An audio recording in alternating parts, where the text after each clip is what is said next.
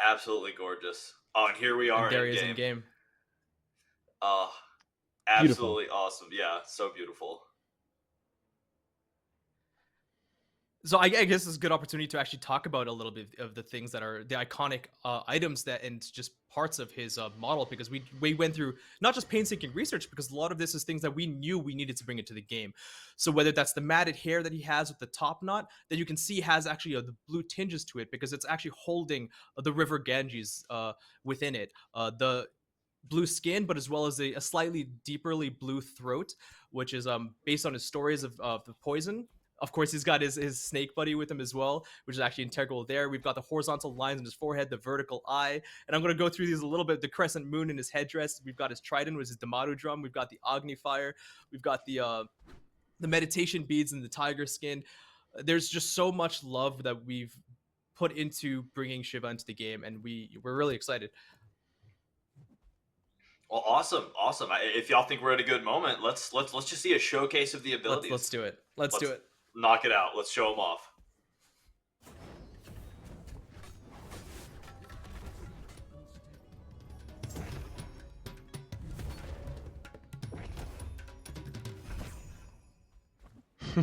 That is so awesome. I'm getting chills just from Woo! the sound effects and the visuals. Oh, Yes.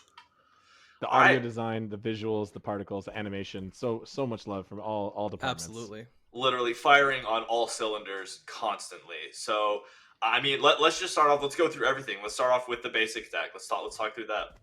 So yeah, Shiva does actually have longer basic attacks like we would see with a normal spear or lance user, the 16-foot range. He does have a basic attack chain as well, so that third hit will be a meteor hit, while the second one will be slightly weaker. He is also, yeah, of course, he's a physical warrior, as we've mentioned in the Closer Look blog. I know Yeah, people were a little bit confused, and there's some people saying he's an assassin. No, he's a physical warrior. Although we expect him to be played in potentially different lanes, but we can talk about that again towards the end. yeah, awesome. Well, then let's get into what about the passive. So, Samsara, you said.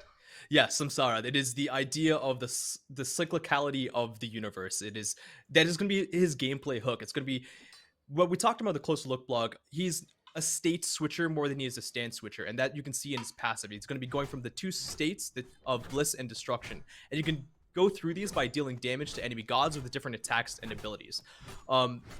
There's basically two components to the state switching. One is just a primary buff or debuff state. So if you're in Bliss, you're going to be providing HP5 and MP5 buff aura to yourself and allies.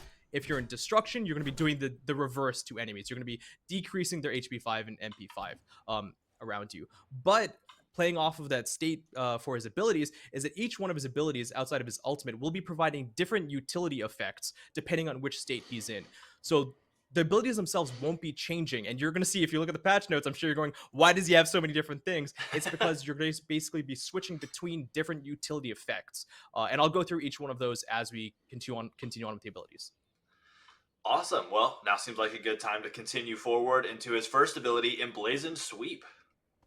Yeah, so his first ability, it's I want to say these are pretty simple, but when you put everything together, it's not quite so simple. But Emblazoned Sweep, Shiva is kind of enhancing his trident, the Trishula, with the fire of Agni, which is what he's holding in his hands, as he spins it around him, dealing damage and pulling in all of the enemies. When he spins around the trident, he's also leaving behind a firewall at the edge.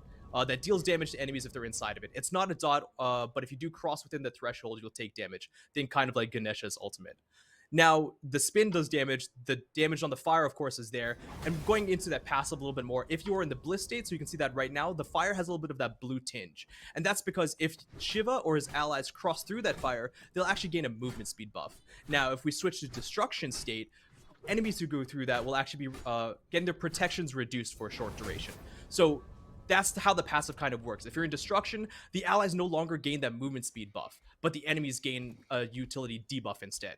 And like I said, we'll talk about the different effects on the different abilities, but there's a primary core component, which is the circle pull in and damage with that firewall, and then either the movement speed buff in Bliss or the protection reduction in Destruction. That's incredible. Yeah, that's super awesome, and I love the thematic, destruction or creation half. It's just absolutely amazing. So I guess we'll move on to ability number two, Damaru's Tempo. Damato is that little drum that he's attached to the Trishula Trident, and that's what he's going to be using with the striking his trident in front of him with quite vigor that you can hear the Damato shake. So what's happening here is you can actually see there's a segmented cone where you can choose which part of that cone you want to have the a knockup, really, the enhanced effect, which is the knockup. The damage is going to be going in throughout the cone. The knockup will also be hitting depending on which segment you choose, and those are the core components of the ability. The damage and the knockup will always happen. Now, for the states, if you're going to be in the Bliss state, it's an attack speed buff, always for Shiva, so you don't have to worry about it. He'll be gaining that. You can see the little buff that he gains in the tooltip icon, as well as allies. Again, if you actually are using this through enemies and through allies, they'll be gaining an attack speed buff as well. It doesn't matter. The segmentation is only there for the knockup. If he's in the destruction state, it's going to be an attack speed debuff instead. So nothing positive for your allies, but for your enemies, they're going to be hitting with that damage and going to be hit with that attack speed debuff. That is A lot super of discussion awesome. came up with this one in the blog post. This was the ability I was referring to about the unique cone targeter, where we have had cone targeters with a segment. Actually, we had Atlas, but this one actually has a manual selection of which segment you want to do the bonus effect in, which is a very new effect and has a very unique skill shot element to it that feels natural and you hit it a lot. But if you do get lazy or are careless or you're trying to hit multiple targets, you might make a mistake and have to pay attention more. Yep. So when it does have a little bit of a time before when you select and you've locked in the segment versus when it actually fires. There is that pre-fire target you can see which locks in that segment so you can continue casting and knowing where the knockup is going to be. But just keep that in mind. Also, as you guys can already tell, Shiva has quite a bit of CC in control. It's mostly between these two abilities. There's less CC in the rest of his kit, but these are primarily very important. And now, again, I'm getting a little bit ahead of myself, but if you're playing against a Shiva on lane, maybe a Stone of Gaia to try and sustain back from some of these knockups.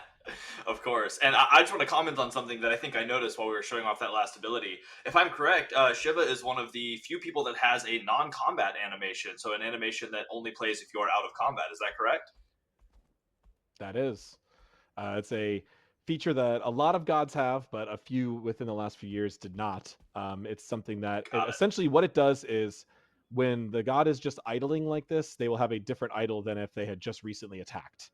They would also have a different run and jump. So it's quite a few animations. It's a lot of the movement, jumping, the movement, the jumping, and movement. And Smite includes 8-way runs, which is a lot of different directions. So there's a lot of extra things there. So it is a very expensive additional ad, but it's something that we've seen a lot of feedback for, and we are going to be attempting to bring back on as many future gods as we can. So much shout out to the animation team and for their planning and their work to get this on Shiva and make this god feel as special as he deserves to be.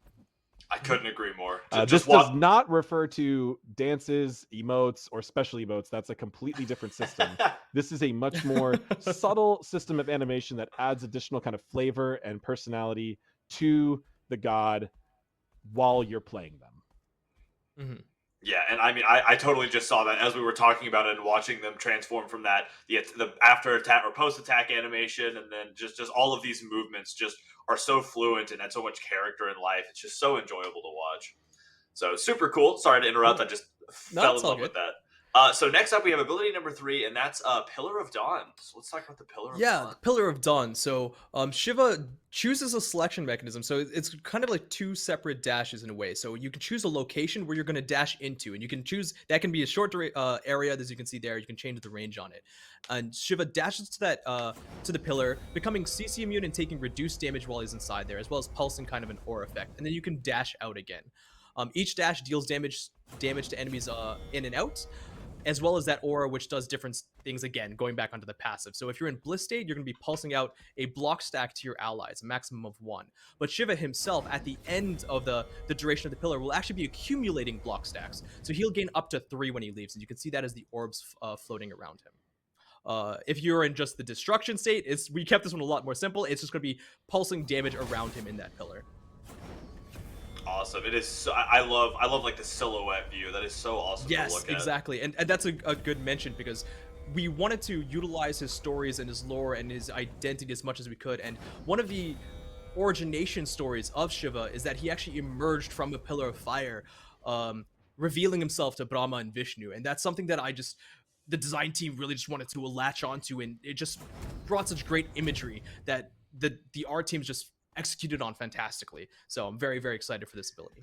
I couldn't agree more. A beautiful implementation. I think it looks absolutely stunning. So now we are on to the ultimate, which I'm super excited for, and this one is called Shiva Tendava. Yes, that's right. So one of the things that I didn't mention is that Shiva, as the many different things, as the primary yogi is the creator and destroyer. He's also a lord of dance, and that's something that he utilizes the Tandava to kind of destroy the world, but also in just many different stories to do many different things. But this is it. This is his ultimate dance, and quite literally. So in the Shiva Tandava, Shiva's CC immune for 6 seconds doing his dance, and there's up to 4 different steps that are always happening on the 1.5 second beats. In the first step, so also, I guess, before I get ahead of myself, you can see his buff, his ability icons change to the 3 different steps, and you can choose which one you're going to be going into next.